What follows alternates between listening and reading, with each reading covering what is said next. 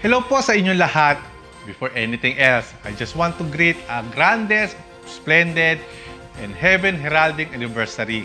Ipapasalamat ako ng buong puso sa ministeryong ito. And for sure, hindi lang ako. Marami tayo.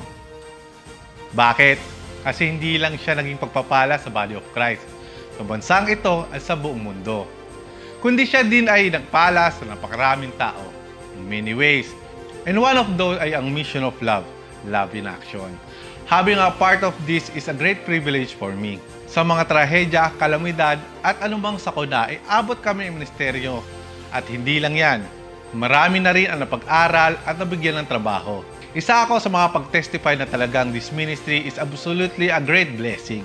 Kaya you are so much welcome to attend Jesus is Our Shield Worldwide Ministry 35th Anniversary on October 9 and 10 at 2 p.m. sa Jesus is Our Shield Worldwide Ministry Main Church. At sa darating na October 13 at 4 p.m. sa Marikina Sports Center with team Finalizing the Mundane. 3 days to go na lang. Imbitahan ang inyong mga kilala, kaibigan at mahal sa buhay.